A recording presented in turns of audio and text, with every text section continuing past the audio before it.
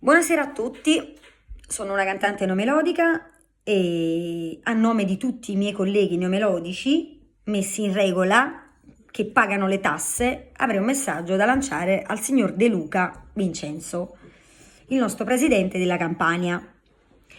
Allora, io mi chiedevo, il 18 maggio il signor Conte ha dato via libera a tutte le attività, giusto? E anche la mia è un'attività.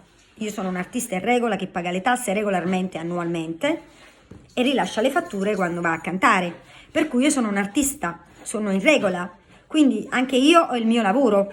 Ok? Allora mi chiedevo, se la nostra categoria neomelodica è andata nel dimenticatoio o magari non è mai esistita per voi. Ma vi ricordo che se voi ci chiedete di pagare le tasse, allora vuol dire che siamo degli artisti che esistono in un decreto che poi ci sarà. Ecco, quindi io mi chiedo in questo decreto che ci sarà, sperando che ci mettiate in condizioni di lavorare, perché noi viviamo di questo, ovviamente. E mi chiedevo, visto che aprite anche le attività, se una persona in una villa privata, che so, vuole fare una serenata o vuole fare una festa o vuole fare, non so, un qualsiasi cosa e vuole chiamare Stefania Lai a cantare, in che condizioni devo andare e quando posso andare soprattutto? Perché qua non si è capito, qua state pensando ad aprire le attività, ma anche la mia è un'attività.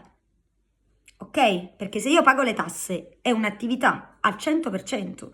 Per cui, come vi prendete le tasse, dateci pure la possibilità di lavorare, ok? Sicuramente noi lavoreremo con le restrizioni, senza fare assembramento, sicuramente, ma metteteci in condizioni di lavorare, manterremo le giuste distanze, perché è giusto che sia così. Con le mascherine, a costo di cantare pure con le mascherine non è un problema, ma metteteci in condizioni di lavorare, perché comunque viviamo, ripeto, di questo e credo e spero di non far parte di una categoria mai esistita per lo Stato.